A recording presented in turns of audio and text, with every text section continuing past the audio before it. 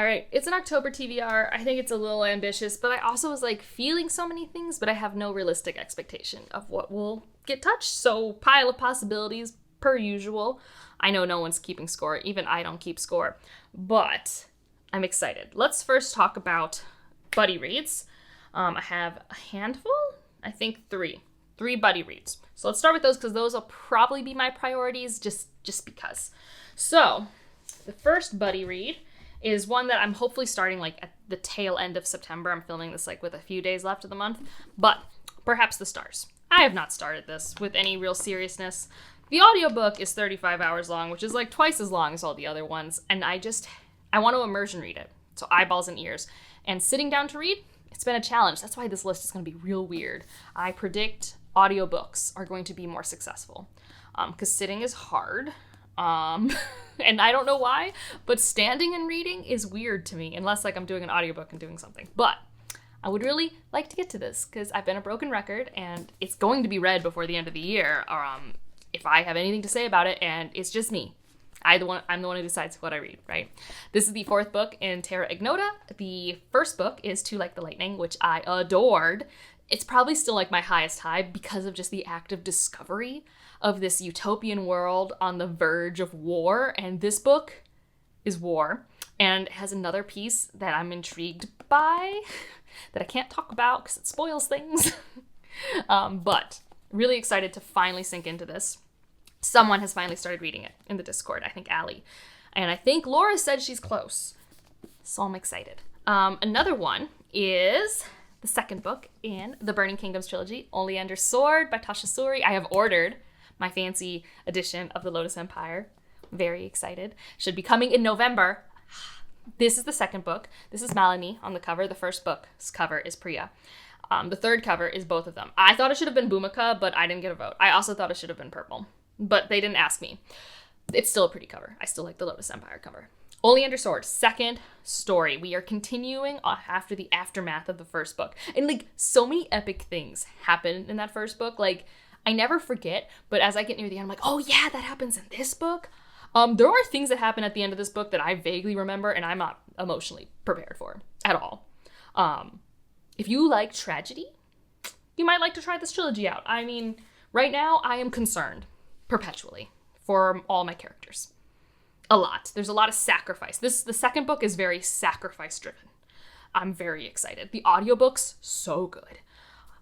It's sometimes I think about memories like, oh man, when I reread The Jasmine Throne, I was doing the audiobook and knitting and my butt didn't hurt. It was great.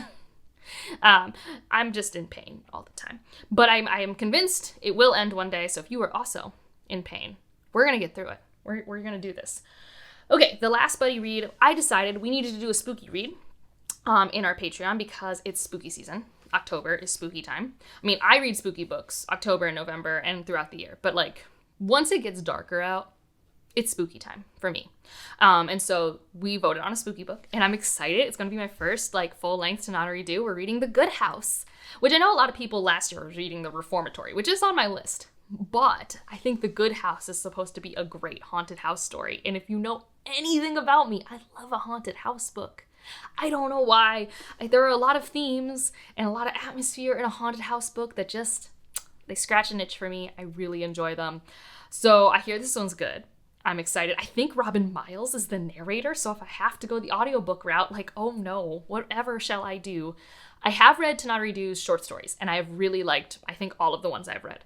So I'm hoping that translates to longer form. That doesn't always happen with me and authors, but I can be hopeful. And even if I don't like the long form, I still want to try the Reformatory, and she has plenty of short story collections for me to get to. This also probably, like I have two books I put on my TBR, this one and one other, because Blackoween happens. And I think this year I actually have books on my TBR that'll like work for it. I don't typically make TBRs for like any readathon anymore because I'm overwhelmed by just my own life on the regular. And I have learned that they don't make reading fun for me, but I do always like to at least feel like I'm a part of a community event. So this is one of them. And I guess we can talk about the other one because I think those are all my buddy reads. My computer turned off. So let me see if my list is still there. Yes. So then my other one that I was thinking about is The Devil in Silver by Victor Laval, who is another one of my favorite horror authors. Although he usually does like horror fantasy. I don't know if this one is. This has an asylum, and I guess this is a bison on the front. I don't know what it's about. I bought it at a bookstore in Milwaukee, Wisconsin, and it was used, but in like brand new condition. And it was a book that I never see anywhere, which means automatically, of course I'm gonna buy it. This was $9. It's $9. So this one and The Good House are kind of some of my spooky reads that'll work. And then I have 3 more books on my physical TBR I wanted to try and get to.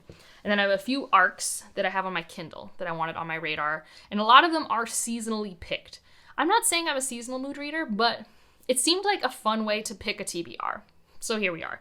The first one that I was talking to Ryan about it. I'm pretty excited to pick this up. It was tentatively on my TBR last year, but just didn't happen. And this is The Frangipani Hotel by Violet Cooper-Smith, who wrote Build Your House Around My Body, one of my favorite haunted stories ever. That one is so good. And that was one Ryan actually did like. Still so bummed that he didn't like My Heart is a Chainsaw or Our Share of Night. Do I even know the man? Why did I marry the man? But we both like Violet Cooper-Smith. I think this will be a wonderful short story, spooky collection. So I'm excited to get to it. I wish the cover was, I don't know, different. I don't know if it's a bad cover. I just wish it was different. There's something about the colors. I think it's the pink that's throwing me off. Who knows? Another one that's more autumnal, and I purposely have had this on my physical TBR all year for autumn, so I figure I should be putting this on an autumn TBR. Juniper and Thorn by Ava Reid. This would be my first Ava Reid. A lot of people read Ava Reid. I think her newest book this year has not been well received. I think this is the author of Macbeth. Is it Lady Macbeth or Macbeth? I don't know. I know it's like a reimagining, retelling, reiteration of the Shakespeare play. I don't know anything about that book. This book is an adult horror, gothic, very heavy, lots of trigger warnings, I think, about abuse. And I've been wanting to read it, and it's very pretty. So this is going to be my first Ava Reid. And yeah, it just felt good for this time of year. I think that's all I really know about it. I think there are monsters, but I think it's one of those classic who's the monster sort of themes, which I am always down for. The last physical TBR book is not really spooky, but it does work for Latine Heritage Month, which we always get the weird month where it's like September 15th to October 15th. I'm sure it has something to do with important Independence Days and stuff like that, but it's always very weird to me that we get that weird month. But regardless, I have the last book, Fault Tolerance, in the Chilling Effect series, and this would also be a very good audiobook. So if I'm really leaning into audiobooks and that's all I'm doing is walking to fix my back, I have this. And now onto the rest of my list over here. Okay, so I have 3 other books that I have access to. 2 of them are ARCs. One of them I just happen to have the audiobook of, and it's a spooky book, so why wouldn't I? So the one that's not an ARC is The Only Good Indians by Stephen Graham Jones. This is one of the books we almost voted for the Patreon buddy read. And so I was putting holds on both of them, and I love Stephen Graham Jones' The Angel of Indian Lake trilogy. I know that this is different, but I figure I would at least try it. I mean, I also liked Mongrels, which is incredibly different. So, in terms of exploring more Stephen Graham Jones, it seemed like a good next step. It's a standalone. So I have the audiobook for that. If you've consumed this by audio and you're like, Angela, do not do that to yourself for some reason, let me know. But I think I've consumed all other books besides Don't Fear the Reaper via audiobook. So I've had a pretty good time regardless of narrator. So, and then the ones that have been on my TBR for most of the year, these ARCs, we have Warm Hands of Ghosts, which I finally have the audiobook coming in from the library. This is Catherine Ardent. Is it Ardent? Arden, not Ardent. This is a very mixed reviewed book. World War I, nurse. Brother's a ghost? Maybe. None of those things are buzzwords for me. She is only getting a chance because of my adoration of her other trilogy, and because I'm also just curious where I'll land in the discussion. And then the other one is Lee Mandela, which honestly I could put any of the books here. His novellas that I haven't read yet.